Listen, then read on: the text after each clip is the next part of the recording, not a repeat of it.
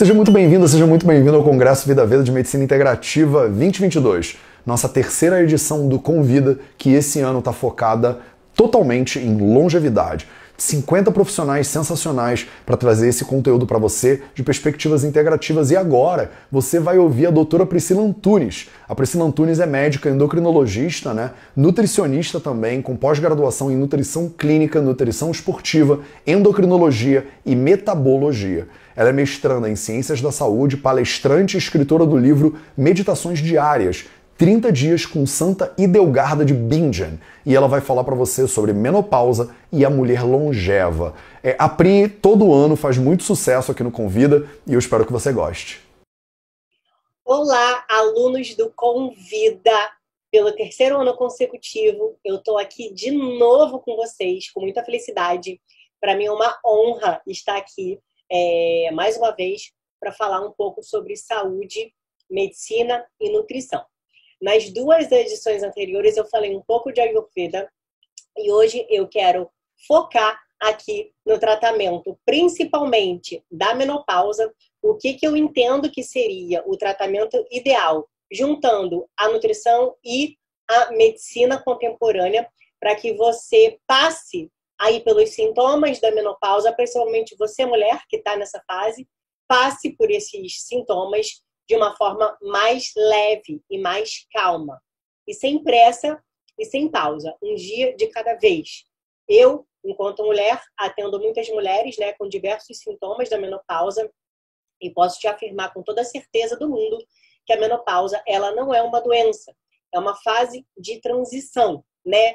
Nós temos fases de transições na vida. No momento que a gente nasce, na adolescência, que a gente tem alterações hormonais também que levam a mexer com a nossa psique, com o nosso comportamento humano, e na menopausa. A menopausa, quando você encara ela de uma forma mais leve, você consegue passar por ela com menos sintomas. E é justamente isso que eu quero aqui conversar com você, mulher, né? Ou profissional da área da saúde que está aqui para aprender um pouco mais como que eu encaro o tratamento da menopausa no consultório médico e como que eu encaro o tratamento da menopausa no consultório nutricional. Deixa eu compartilhar aqui a tela, porque quem não me conhece vai entender melhor por que eu junto esses dois tratamentos. Deixa eu reproduzir aqui, para a gente começar. Então, para quem ainda não me conhece, o meu nome é Priscila Antunes, que eu não coloquei aqui no slide. O meu nome é Priscila Antunes, eu sou nutricionista, minha primeira graduação foi em nutrição, fiz 2 pós-graduações em nutrição clínica e nutrição esportiva. Posteriormente, eu fiz medicina, fiz uma pós-graduação em endocrinologia, hoje eu faço mestrado em ciências da saúde e também sou terapeuta Ayurveda. Mas o foco dessa palestra aqui agora vai ser nutrição e os cuidados médicos. E eu trouxe para iniciar essa palestra logo de cara um caso clínico que acontece muito no consultório. É o seguinte, RCO, 55 anos, médica casada. A queixa principal dela, ela me procurou por ansiedade, por fadiga, ganho de peso e fogachos, né? Que é muito comum nessa fase aí, tanto da perimenopausa, que é o climatério, como da menopausa. Então, a história principal pregressa dela diz que nunca teve nenhuma doença. Ela relata nesse momento a alternância entre constipação e diarreia, super comum, né? No mundo atual, no mundo estressado. Fezes variadas em formação de escala de Bristol, gases após a refeição, distensão abdominal, não consegue dormir bem, principalmente por causa do fogacho, né? Pensamentos rápidos à noite, acorda no meio da noite, tem calores, zero libido. Sente muita tristeza durante o dia e tem unha fraca e quebradiça e pouca memória. Sintomas que fazem um mix aí, né? De alteração da tireoide com a menopausa e alteração intestinal. Então, só para você entender, o que a OMS diz que é a menopausa? O que é a menopausa? É a parada permanente dos ciclos menstruais que decorre da perda da função ovulatória. Considera-se a mulher em menopausa após 12 meses de amenorreia. Então, você que parou de menstruar há 1 ano está em menopausa. Se você ainda está oscilando, né? Menstruou 2 meses, aí para de menstruar por 4 meses, depois tem um escape de novo, ainda não é a menopausa. É a perimenopausa que a gente chamava antigamente de climatério. Geralmente, a menopausa acontece entre 45 e 55 anos. Ela é precoce, quando ela acontece abaixo dos 40 anos, e tardia, quando ela acontece acima dos 55 anos. Então, como eu falei, a mulher aqui, né, ela está dentro da fase reprodutiva, ou seja, ainda tem ali os hormônios funcionando de forma normal, né? O estrogênio, o FSH, o LH, para que essa mulher engravide, tá? A partir tem-se uma primeira transição, que a gente chama de transição menopausal, que é o climatério ou a perimenopausa, que aqui nesse slide diz que pode durar 2 anos, mas não, pode durar até 7 anos.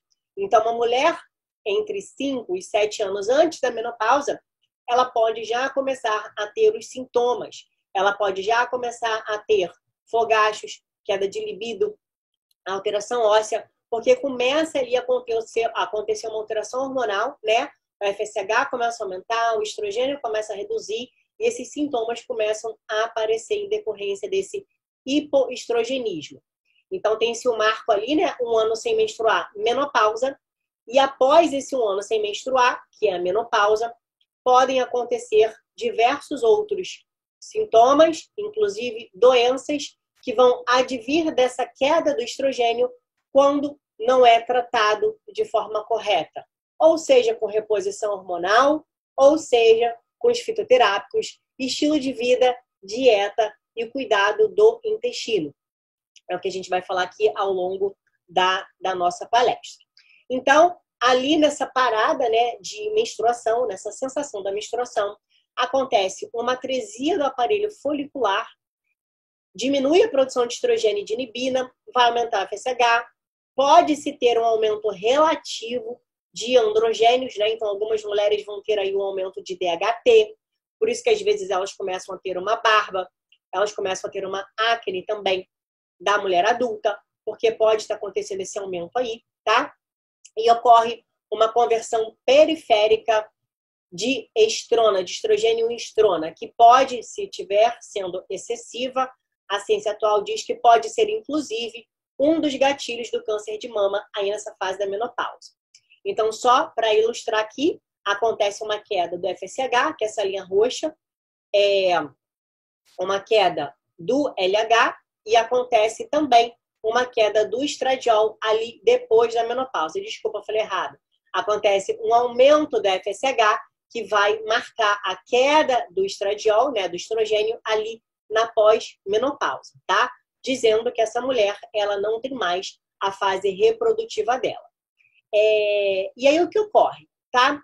Ali na perimenopausa, quando essa mulher não dá muita atenção a essa queda, esses sintomas, e não se trata, e não se cuida, e não muda a rotina diária dela, né? O que o Ayurveda fala, dinacharya, não muda essa rotina, não dá uma atenção ao seu intestino, não dá uma atenção à sua alimentação, começam os sintomas. Alteração de humor, cólica, insônia, secura vaginal, os ciclos menstruais irregulares, né? A insônia, sono noturno, perda de libido, ansiedade, irritabilidade, aumento de peso. Tudo isso pode acontecer ali na perimenopausa. Aí entramos no marco, né? Parou de menstruar por 1 ano, tem-se ali o início da menopausa, da perimenopausa, que vão continuar esses sintomas com mais ondas de calor, com mais suores noturnos, com mais perda de libido. Passou-se a menopausa, a gente entra na pós-menopausa. E aí vai aparecer o quê? Os problemas que, na verdade, que a gente tem que prevenir ali antes, na perimenopausa e no término da menstruação. Doença cardíaca, né, que é o maior fator de morte em mulheres na menopausa, doença cardiovascular. Pode aparecer depressão, câncer de mama, osteoporose por conta da queda do estrogênio, alterações na infecção urinária é muito comum ali no pós-menopausa também, quando essa mulher não se trata de forma correta. Então, tudo isso a gente precisa reavaliar, principalmente antes da menopausa, tratar, dar uma atenção maior aos sintomas dessa mulher, né? Não é normal ter sintomas, fogachos noturnos que tirem a sua qualidade de vida. Não é normal ter incontinência urinária. Não é normal ter infecção urinária de repetição. Não é normal ter cólicas, né? Tudo isso advém de uma anormalidade que acontece porque você não olha para o seu organismo de forma mais conectada para reduzir esses sintomas antes de você entrar na menopausa. Então, os sintomas mais relatados, tanto na menopausa quanto na pré-menopausa, na perimenopausa, são os sintomas vasomotores, que são os fogachos, né, aquele calorzão, e a sudorese noturna. Entre 60% e 90% das mulheres, elas vão ter essas queixas. Os sintomas geniturinários, né, que seria bexiga hiperativa, incontinência urinária, infecção do trato urinário, atrofia vaginal, tudo isso tem relação também com a menopausa. E 50% das mulheres ou mais, até no consultório, elas falam sobre esse ressecamento, falam sobre essa dor na relação sexual. Se você perguntar, né, é muito importante para o médico perguntar isso para a mulher, que às vezes ela acha que é normal, né, que isso que está acontecendo com ela, advém da menopausa, é normal, e ela tem que se contentar e conviver dessa forma. E não é para se viver com esses sintomas. Existem tratamentos que vão auxiliar na melhora desses sintomas. Não é normal viver assim, tá? A osteoporose, como eu disse, né, ela acontece na pós-menopausa porque a taxa de remodulação óssea aumenta de maneira drástica, em especial lá no início da perimenopausa. E aí a gente precisa fazer o quê? Mudança de estilo de vida. Não só aumentar a ingestão de cálcio, que muito se fala hoje, praticar uma atividade física, né? Uma atividade de impacto, principalmente uma musculação, porque vai ajudar a manter essa massa óssea da mulher, tá?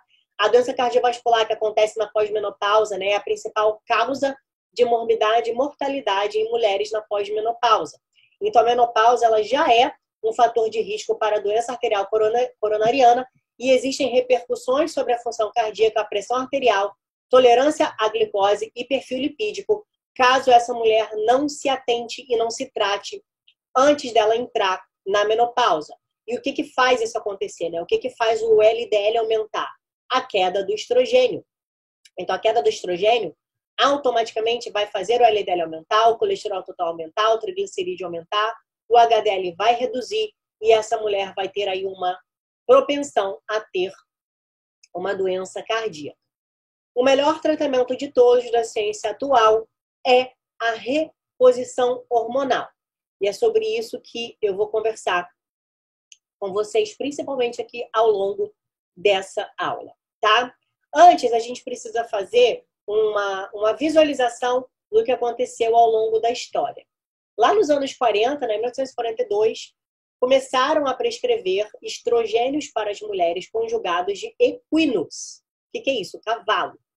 Eles faziam hormônios a partir dos hormônios de cavalo e começaram a prescrever para essas mulheres e notaram que os sintomas da menopausa melhoravam demais com a mulher que estava usando estrogênio. Em 1975, caiu a reposição hormonal de cavalo, caiu drasticamente, porque eles viram que poderia existir uma associação de câncer de endométrio com a reposição de estrogênio de cavalo, tá? Lá em 1980, após testes, né, a ciência é assim, é dessa forma que a ciência evolui, a ciência erra também.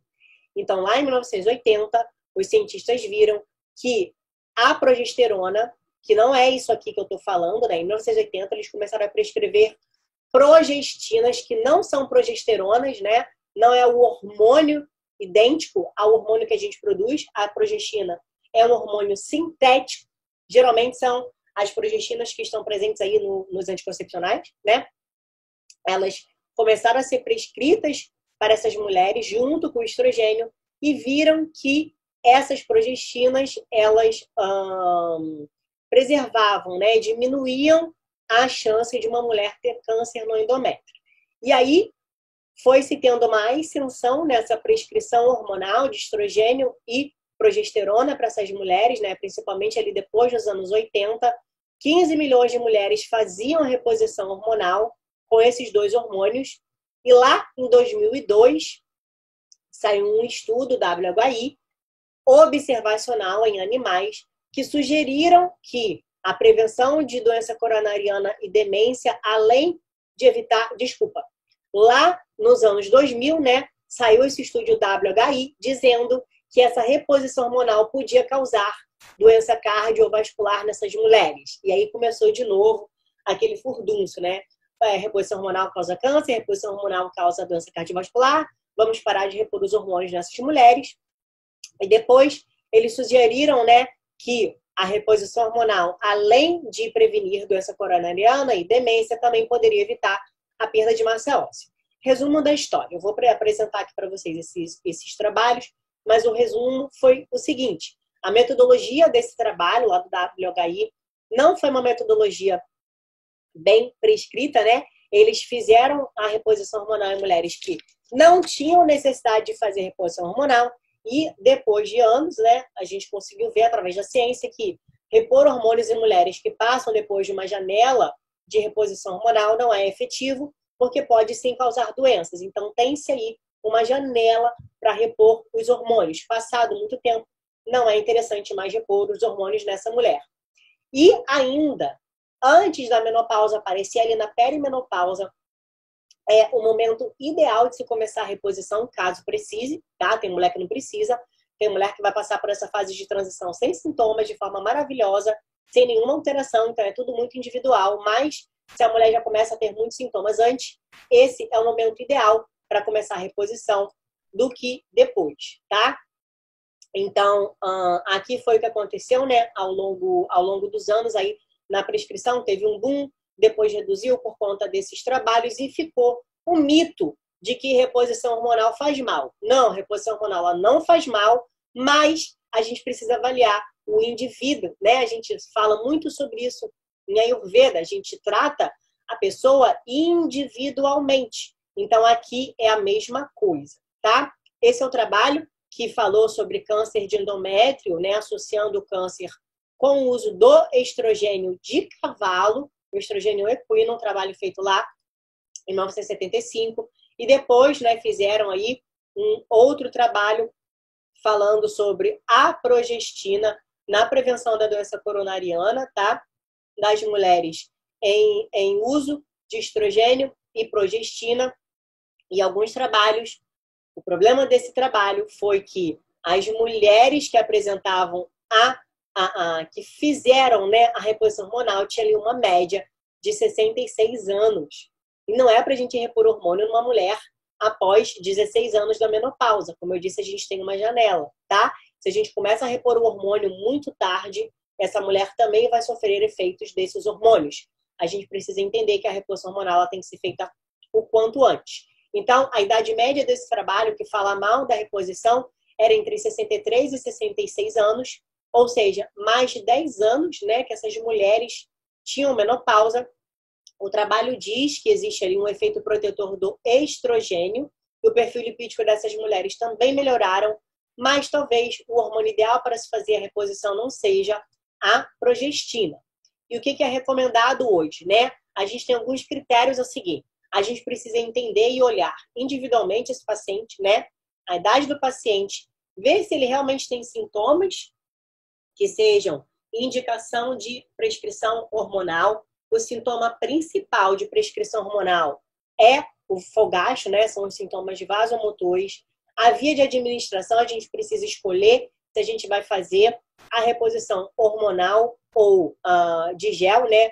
Ou via oral, vai depender de cada paciente. A gente precisa entender quais foram as doenças, né?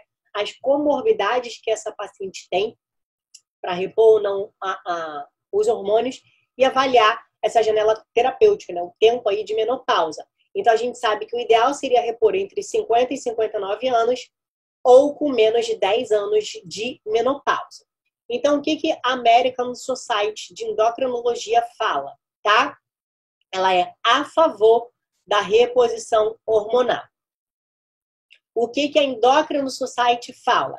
Que ela é a favor da reposição hormonal, que é inclusive o tratamento mais efetivo, como eu disse, para sintomas vasomotores. E precisa ser feito com cautela na janela terapêutica, tá? O consenso brasileiro também é a favor da reposição hormonal para os sintomas vasomotores e incontinência e as alterações urinárias da mulher, tá?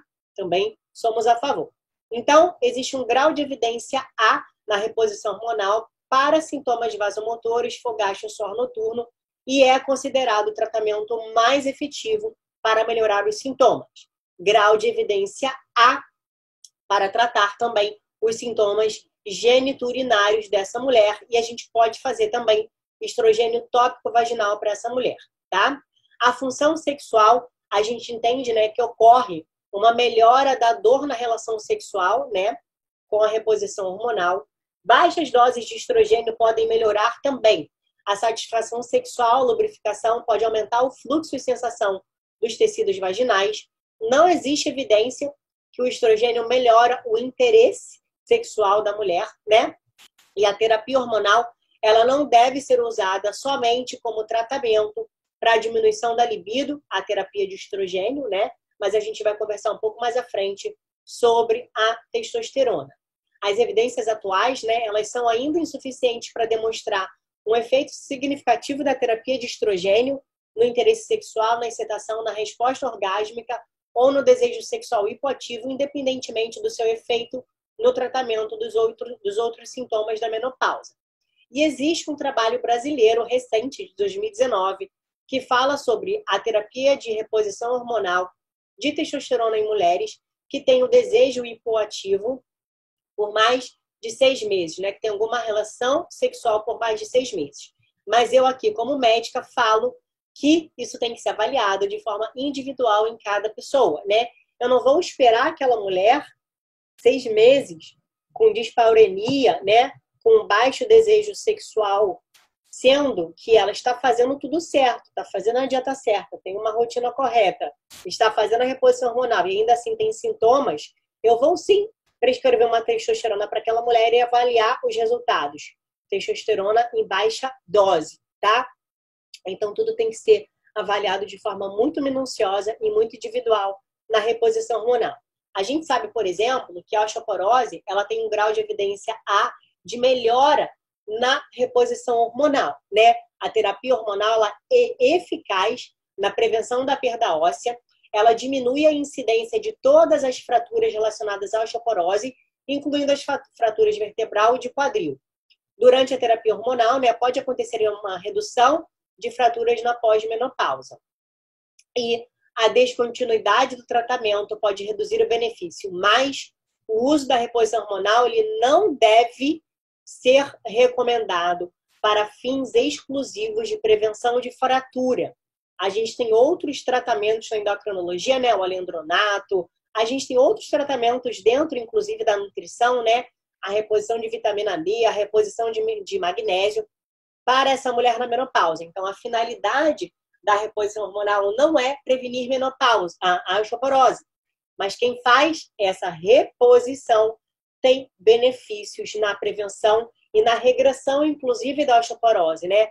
Muitas mulheres voltam para a osteopenia com a reposição hormonal. E é claro, a reposição hormonal tem as suas contraindicações, né? E quais são as contraindicações? Câncer de mama não é câncer de mama na família, é câncer de mama na mulher que vai fazer. Se ela teve câncer de mama, ela não pode fazer reposição hormonal. Se essa mulher teve câncer de endométrio, ela não pode fazer reposição hormonal. Alguns cânceres de ovário não pode fazer, tá? Tromboembolismo não deveria fazer, mas nesse caso a reposição ela tem que ser avaliada de forma individual. Então, como eu falei, câncer de mama, câncer de endométrio, trombo, lúpus também tem que ser avaliado de forma individual, né? Se essa mulher tem uma hepatopatia grave, uma hepatopatia aguda, tem que ser avaliado, né? Não pode fazer. Uma cardiopatia grave, um sangramento uterino sem causa diagnosticada, não pode fazer reposição hormonal. E não é contraindicação para reposição. Hipertensão arterial, diabetes, hepatite C, tá? Antecedentes pessoais de neoplasias sanguíneas hematológicas não é contraindicação. Alguns cânceres, né? Pele, ovariano, exceto câncer endometrioide, não é contraindicação. Câncer, adenocarcinoma, né? De células escamosas não é contraindicação. Câncer vaginal, câncer vulvar, câncer de colo retal, câncer pulmonar, câncer de tireoide, né? Que infelizmente é super comum. A gente diagnostica a beça no consultório, não é contraindicação, né? Câncer hepático, câncer renal, câncer gástrico não são contraindicações, tá? A terapia de reposição hormonal hoje, então a ciência atual fala que ela não está associada a doença cardiovascular ou a mortalidade de câncer, desde que ela seja feita ali numa janela terapêutica, tá bom? Desde que ela não seja feita após muito tempo do marco inicial da menopausa dessa mulher. Então, como pode ser feito os esquemas terapêuticos, né? O que a endocrinologia fala? Você pode fazer estrogênio com progesterona se você tiver endométrio, tá? Estrogênio isolado, quando não se tem endométrio, teoricamente não se faz progesterona, mas a progesterona ela não atua somente na prevenção do câncer de endométrio, ela atua também no sistema nervoso, então a gente pode fazer uma progesterona numa mulher que tem sido esterectomizada. E lá nos livros de endocrinologia diz que a gente pode fazer a tibolona, que é um esteroide sintético, metabolizado em compostos estrogênicos e é convertido em isômeros que têm afinidade nos receptores de progesterona, tá? Eu não gosto. Eu contraindico a tibolona, eu não gosto. Ela causa muitos efeitos colaterais e hoje, com a medicina em evolução, a gente tem opções muito melhores do que a tibolona. Eu nem considero a tibolona uma reposição hormonal. Ela é um esquema terapêutico, mas ela não é uma reposição hormonal. Ela é um hormônio sintético e eu não gosto de utilizar os hormônios sintéticos. Eu prefiro utilizar os hormônios bioidênticos. Isso causa muita briga na medicina porque nem mesmo os médicos eles sabem o que é um hormônio bioidêntico. O hormônio sintético, né? Ambos são produzidos em laboratório, tá? O bioidêntico e o sintético. O sintético, ele mimetiza, né? O seu hormônio que é produzido, né? O seu hormônio fisiológico, ele se liga lá no receptor, como por exemplo, a tibolona. Já os bioidênticos são os hormônios que são produzidos exatamente com a fórmula molecular igual o da produção. Então, os bioidênticos são os hormônios que têm nome de hormônio, né? É estrogênio, é estriol, é progesterona. Então, progestina, tibolona é sintético. Progesterona micronizada é bioidêntico, tá? Então, essa aí é a diferença. E, além disso, a Endocrino Society, ela também aprova o uso de hormônio bioidêntico. Então, hoje, o médico que ainda fala que não é aprovado, ele está, na verdade, bem desatualizado, porque os trabalhos lá de 2016 aprovam pelo FDA a utilização dos hormônios bioidênticos. Como eu disse, nada mais são os hormônios que têm a estrutura molecular igual do que a gente produz, tá? É isso. E como é que são os esquemas de tratamento, tá? Dos hormônios bioidênticos. Esse aqui são os esquemas que eu mais gosto. Existem esquemas diferentes, eu trouxe os esquemas que eu mais gosto de utilizar na prática clínica. Eu gosto de utilizar o estrogênio, o estradiol bioidêntico, o gel de estradiol, tá? E a progesterona via oral. Não se tem indicação de usar a progesterona em gel, mas como eu falei, a gente está trabalhando com um paciente, a gente não está trabalhando com uma amostra randomizada, né? Então depende do paciente. Vai ter paciente que talvez seja interessante fazer, por exemplo, o gel, tá? Mas de uma forma geral, a gente faz o estrogênio gel e a progesterona via oral. Então, como eu falei, a gente pode prescrever estriol, estradiol, progesterona e testosterona para uma mulher que vai precisar, tá? Então, uma mulher na pós-menopausa, né, como eu falei, pode fazer aí o estradiol, que é o hormônio bioidêntico, transdérmico, e a progesterona, que é o hormônio bioidêntico, micronizada na via oral, sempre em baixas doses, tá? Então aqui eu deixei esse trabalho da Minerva Ginecológica para os médicos que estão aqui assistindo essa aula, baixar o trabalho e ler, e entender que as doses mais baixas também, elas podem ser muito efetivas. E às vezes, na indústria farmacêutica, a gente não tem doses baixas, e a gente vai ter que mandar manipular. Vai depender do paciente. Tem paciente que eu uso dose da farmácia, comum, né? Vai ter paciente que eu quero fazer uma dose bem pequenininha, aí eu tenho que mandar manipular. É tudo individualizado. E aqui os trabalhos falam que uma mulher muito sintomática, a gente pode fazer ali em torno de 300 miligramas de progesterona via oral antes de dormir, tá? E existe sim uma eficácia no estrogênio com testosterona em gel para melhorar a função sexual dessa mulher na menopausa. Esse trabalho aqui que eu trouxe, inclusive, é um estrogênio via oral, que eu não gosto de fazer, mas aqui diz que existe eficácia. Então, a gente vai avaliar muito cada mulher, né? Eu não gosto de fazer, por exemplo, estrogênio via oral numa mulher que tem ali alguma alteração na via de detoxificação do intestino e do fígado. Eu prefiro fazer o gel. E a gente, inclusive, pode usar o estriol transvaginal para melhorar ali as alterações, né, principalmente de sexual dessas mulheres, tá? Então, eu também gosto de usar o estriol dependendo do caso transvaginal. E aqui eu trouxe um segundo caso clínico, porque a gente não pode se atentar somente numa mulher que pode fazer reposição.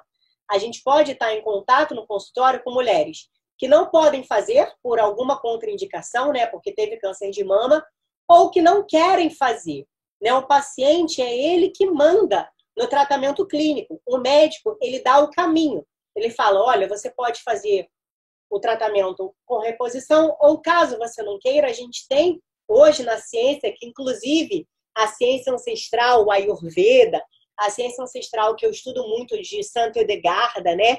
A medicina medieval também fala que a gente pode fazer tratamento dos sintomas da menopausa para reduzir eles com o que a gente tem na natureza, né? Com os fitoterápicos, com os chás. Então tem mulher que não vai querer fazer. E tá tudo bem, o médico tem que respeitar o que essa mulher quer, tá? E dar os dois caminhos e essa mulher escolhe o tratamento dela. Então, eu trouxe aqui um caso clínico de uma mulher que não pode fazer a reposição hormonal. Então, de novo, RSO, 55 anos, médica casada. De novo, com queixa de ansiedade, fadiga, ganho de peso, fogachos. Ela teve câncer de mama quando jovem. Ela relata ali alternância de constipação e diarreia, fezes variadas, tá? Gases depois da refeição. Não dorme bem, claro, com os fogachos, muitos calores, sente tristeza, né? Caminhando aí para uma depressão, unha fraca e quebradiça e pouca memória. Antes de mais nada, minha gente, antes de fazer a reposição hormonal, antes de se fazer os fitoterápicos numa mulher que já teve câncer de mama, é imprescindível, obrigatório tratar o intestino dessa mulher. O intestino, ele produz metabólitos estrogênios, né? Ele tem ali uma metagenômica funcionando, um estroboloma sendo produzido, e quando isso é produzido de forma errada, esse intestino vai aumentar ainda mais a conversão de estrona periférica da mulher, e essa mulher vai ainda ter mais chance de ter câncer de mama. Então, antes da reposição hormonal, antes da fitoterapia, tem que tratar o intestino. E uma mulher com queixa de constipação, uma mulher com queixa de diarreia, que pode ter, inclusive, síndrome do intestino irritável, por conta do estresse que ela está vivendo na vida dela, que tem supercrescimento bacteriano no intestino delgado, que tem síndrome fúngica, SIFO, que tem doença celíaca, que tem retocolite, que tem colite, que tem doença de Crohn, que tem hipersensibilidade ao glúten, não pode repor antes de tratar esse intestino.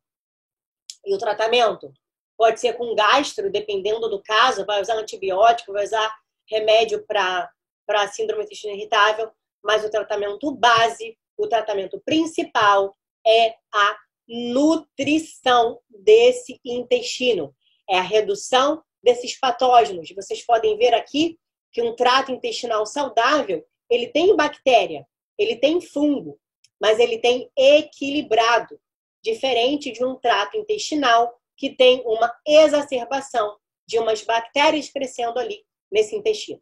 A gente precisa primeiro equilibrar essa microbiota para depois tratar essa mulher na menopausa. Uma das dietas que eu mais gosto é a dieta baixa em FODMAPs, tá? Eu não vou adentrar muito aqui nesse assunto. Eu tenho um curso só sobre intestino, né?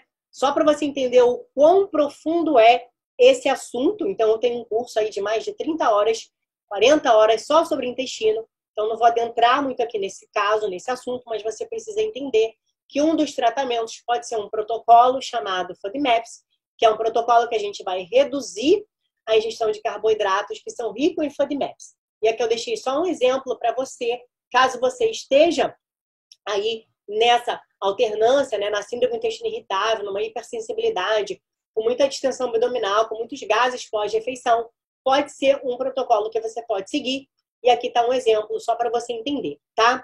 Em concomitância, junto com o protocolo Low FODMAPs, a gente faz um protocolo que se chama 6Rs. O que são esses Rs, né? O que a gente vai fazer?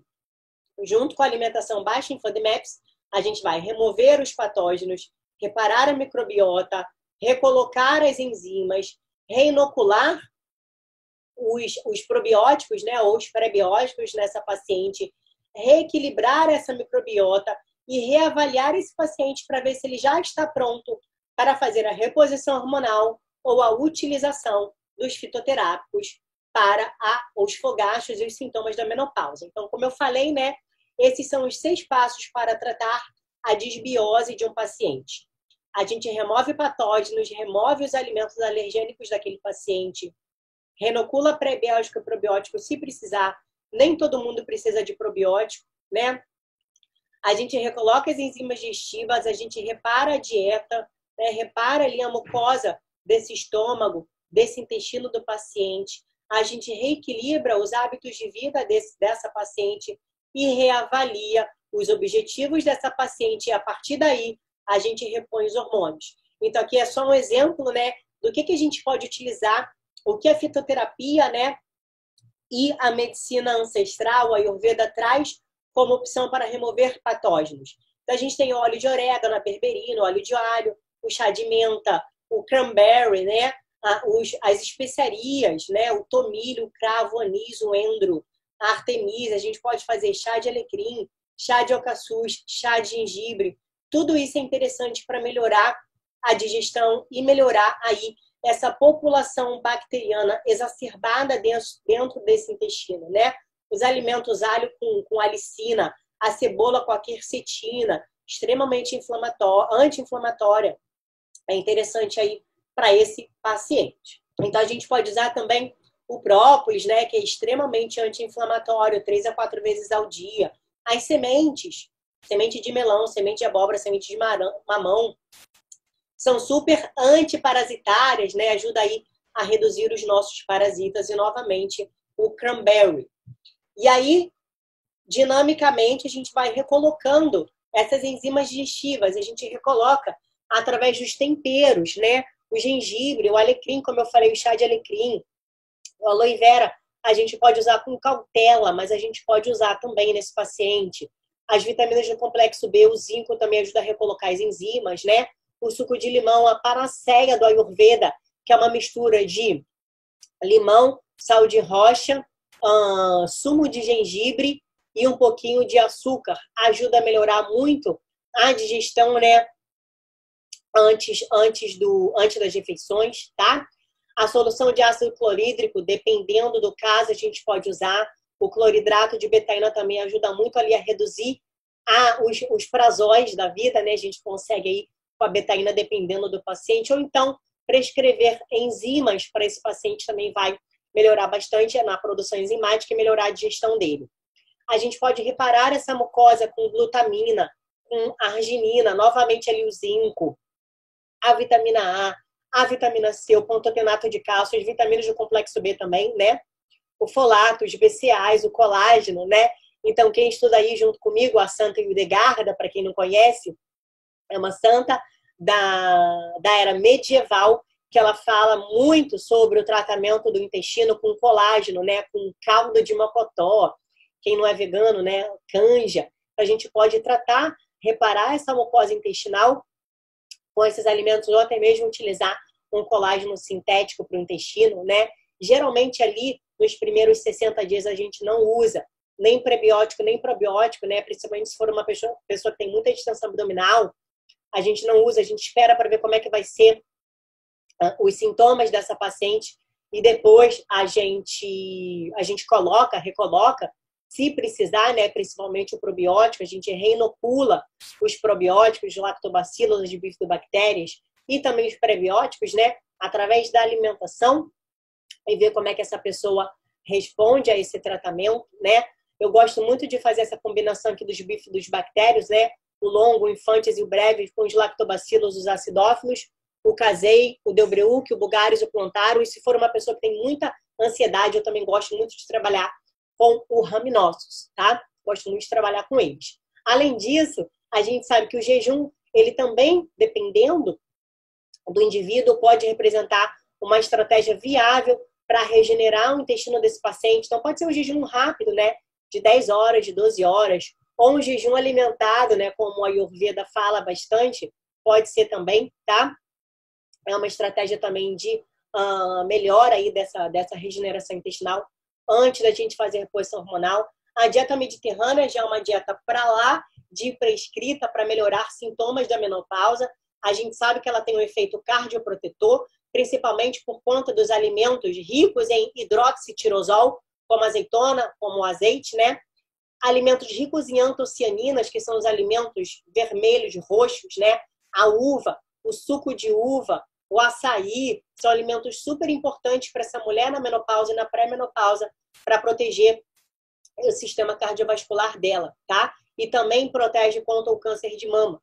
Pode ajudar a diminuir as ondas de calor, associado ao exercício melhora a resistência insulínica e também ajuda no controle do peso. Então aqui eu deixo só um exemplo de cardápio da dieta mediterrânea que você pode fazer dinamicamente com cardápio de low FODMAPs que eu citei aqui ao longo da aula. Além disso, uma dieta vegana e vegetariana também se mostram muito benéficas no tratamento desse intestino, na redução dos sintomas dessa mulher na menopausa. Então, parece que uma dieta ovo-lacto-vegetariana, ela melhora muito o perfil lipídico, né? Parece que melhora até mais do que uma dieta vegana. Mas a dieta vegana, para quem não é vegano estrito, né, pode ser feita aí como uma estratégia nutricional para dar um descanso para esse intestino da proteína animal, né? Você pode comer proteína animal ao longo de 20 dias do seu mês e por 10 dias fazer uma dieta vegana para dar uma pausa aí nesse intestino para ele digerir melhor os alimentos, tá? Você pode fazer isso como uma estratégia para melhorar o seu intestino, né? A dieta vegana e também vegetariana pode ajudar na perda de peso na pós-menopausa, pode melhorar a resistência insulínica, né? Pode haver uma deficiência de vitamina D, vitamina K em quem é estrito, né? Então isso tem que ser avaliado aí em conjunto com o seu nutricionista, em conjunto com o seu médico, para ver se você tem que repor ferro, né? Repor zinco. Os meus pacientes veganos que comem realmente uma dieta pura, né? Uma dieta só de alimento, dificilmente eles têm deficiência, tá? Geralmente quem tem deficiência é quem acaba comendo esses snacks aí da modernidade, tá? Uma dieta vegana, inclusive, parece melhorar a microbiota e aumentar a excreção de metabólitos de estrogênio, que é o que a gente quer. A gente quer aumentar essa excreção de metabólitos para que esse estrogênio não seja convertido a estrona. Então, aqui mais um exemplo de uma dieta vegana. E caso você seja ovo-lácteo vegetariano, é só acrescentar aí ovo, leite de boa procedência, iogurte e queijo, de preferência os queijos curados, porque eles são os queijos menos alergênicos, tá? E aí, por fim, a gente tem aí como opção para essa mulher os tratamentos alternativos com fitoterápicos. Então, o que eu mais gosto, que é prescrição médica, tá? O nutricionista não pode prescrever, que eu saiba, talvez tenha mudado alguma coisa ao longo desses anos, mas que eu saiba, não pode prescrever. É a Simicifuga racemosa, que inclusive ela já é até uma medicação, vende na farmácia comum, tá? Que é o Aplause. É super importante, ela ajuda muito para essa mulher que não pode usar reposição hormonal a reduzir os fogachos, tá? A Simicifuga racemosa, ou Black Cohosh, ela melhora as ondas de calor, ela também melhora a qualidade de sono das mulheres, tá? Então, eu gosto muito de utilizar ela. Não se deve passar de 6 meses, em uma dose sempre baixinha, entre 20 e 80 miligramas. O fenogrego, que está descrito lá nos textos ayurvédicos como uma especiaria que melhora o colesterol, né, que ajuda a reduzir o colesterol. A gente já tem hoje na ciência tradicional dizendo que realmente ele melhora a dislipidemia na mulher que está na menopausa, previne a osteopenia, né, também melhora os sintomas vasomotores. Eu gosto muito de utilizar. E eu sempre uso 2 ervas só. Eu não faço todas essas que eu vou apresentar aqui para vocês, não. Então, o ideal é sempre rotacionar, né? 6 meses, por exemplo, com simicifuga racemosa e fenogrego. Aí depois, nos próximos 6 meses, a rhodiola rósea com uma outra, com funcho, por exemplo, tá? Eu gosto sempre de estar rotacionando essas ervas. Então, a rhodiola rosa é maravilhosa. Ela tem efeito antioxidante, antidepressiva, pode ser utilizada em mulheres pós-câncer de mama, inclusive com câncer de mama, né, que ajuda a reduzir ali o efeito de ansiedade daquela mulher, né?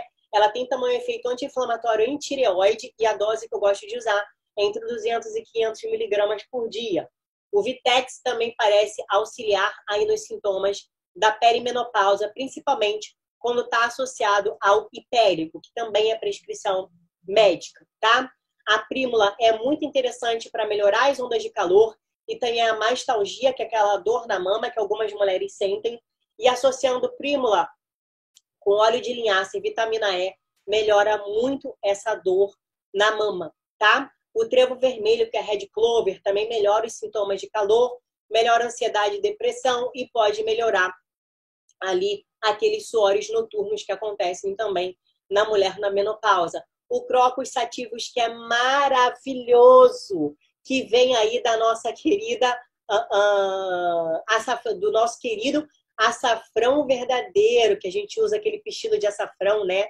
No Ayurveda. É super interessante usar o Crocus numa mulher que tem depressão por conta da menopausa e dos calores, tá? Ajuda bastante também aí nessa questão. O Tribulus terrestres, né? O gengibre, o safrão de novo melhora bastante os sintomas da menopausa, tá? E também ajuda, inclusive, na libido, Tribulus terrestres, né? Tem bastante trabalho falando sobre o Tribulus na libido na mulher pós-menopausa. Então, Deus, né? O divino, ele nos deu muita coisa na natureza que pode nos auxiliar. Essa mulher não pode usar a reposição hormonal. Então, vamos estudar mais esse assunto, porque quanto mais a gente melhora a qualidade de vida dessa mulher, mais temos um planeta equilibrado, equilibrado mentalmente, equilibrado de forma vibracional, né? O Ayurveda diz que nós somos um microcosmo convivendo dentro do macro. Então, o macrocosmo, que é o universo, ele está todo conectado com nós, que somos o micro. Então, quanto mais esse micro tiver ordenado, quanto mais esse micro vibrar de forma positiva, né?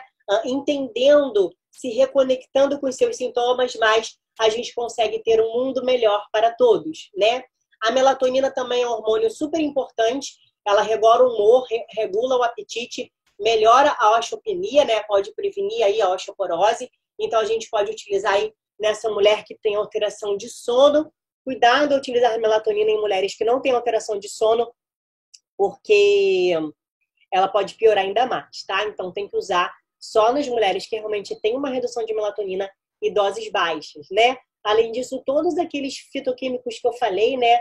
Presentes na comida, os carotenos, né? Presente ali no tomate, na goiaba, no ovo, os fenólicos, a uva que eu falei, a maçã, a cebola, né? O chá verde, os cereais, a amora, extremamente importante, né? Chá de amora na menopausa também ajuda a beça a reduzir os sintomas de fogacho, né?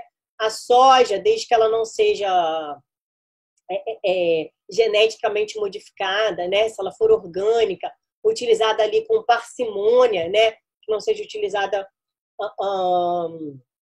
de forma também exagerada, ela pode ajudar a equilibrar ali os sintomas, né? O orégano, a linhaça, a semente de girassol, né? Os alimentos organosulfurados, o brócolis, o repolho roxo, extremamente importante aí para essa mulher que está na menopausa. E por fim, a gente pode usar a aromaterapia, né? A lavanda, importantíssima para melhorar a qualidade de vida dessas mulheres na menopausa. Quando eu falo de aromaterapia, é aromaterapia, não é para ingerir o óleo, tá? É para sentir o cheiro desse óleo. Os sentidos, eles também estão envolvidos com a nossa saúde. Então, a qualidade de vida melhora muito com a lavanda. Além disso, o citrus aurante eu adoro. Então, o óleo de neroli, né? Que é o de citrus aurantes, eu também adoro para melhorar aí o estresse dessa mulher, né? Melhorar ainda, inclusive, a reposição de estrogênio dessa mulher de forma natural, né, caso ela não possa repor. E como eu estava falando, né, a gente precisa cada vez mais conscientizar essas mulheres que menopausa não é doença, que é possível melhorar os sintomas, que algumas, inclusive, vão passar por essa fase sem sintoma algum. Quem tem muito sintoma é possível melhorar, né? É possível que a gente faça que essas mulheres passem por isso de uma forma mais leve, de uma forma sem pressa, né? Sem pausa, porque quando a gente empodera as mulheres, elas constituem mais da metade da população global mundial. E quando a gente empodera uma mulher, a humanidade ela ganha poder, tá? Então a gente precisa aprender a dar qualidade de vida para essa mulher, para que ela passe essa informação para a sua prole, né? Que os ancestrais cada vez mais falem isso para que a gente consiga melhorar aí a vibração do nosso mundo e fazer com que essas mulheres não sofram, porque realmente é muito sofrido, né? São muitas mudanças, é o envelhecimento chegando, né? São os filhos saindo de casa, são as alterações hormonais, são os sintomas, né?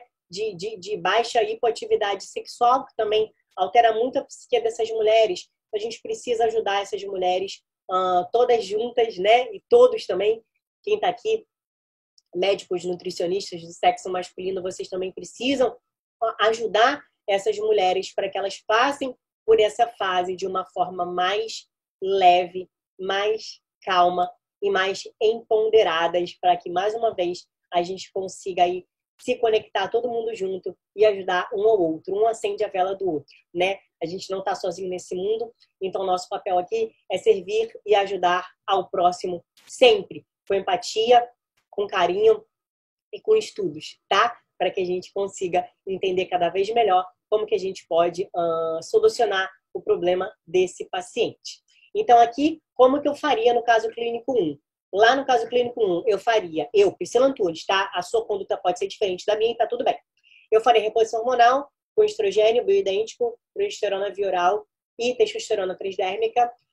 Faria uma periodização das dietas, né? Dieta do Mediterrâneo, com uma possível low carb ou vegetariana, faria um jejum com ela. A reposição dos micronutrientes, faria ali um própolis sativos, né? O safrão com óleo de lavanda para melhorar a ansiedade. Não faria de forma alguma nenhum medicamento ansiolítico, e o tribulus terrestres também para melhorar a libido dessa mulher, caso ela não quisesse fazer reposição de testosterona.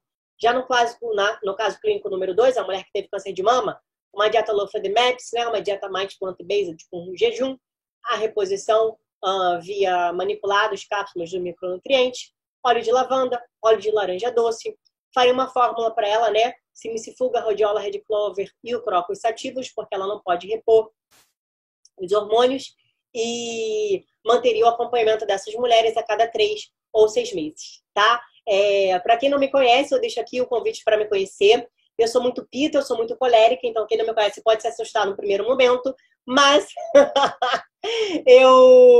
eu tiver errado, eu me conserto, tá? Esse é meu Instagram, é doutora Pri Antunes, o meu YouTube, Priscila Antunes, o meu site, www.priscilaantunes.com.br. Eu queria agradecer a todos vocês que estão aqui, né, assistindo essa aula. Como eu disse, né, mulheres juntas somos mais fortes. Vamos tentar entender mais a posição do outro e ajudar cada vez mais essas mulheres para que a gente consiga empoderar o nosso planeta, porque quem domina somos nós, tá? Um beijo e até a próxima. Mais uma vez, muito obrigada, Matheus. Muito obrigada, Vida Veda. É sempre um prazer estar aqui com vocês. Tchau!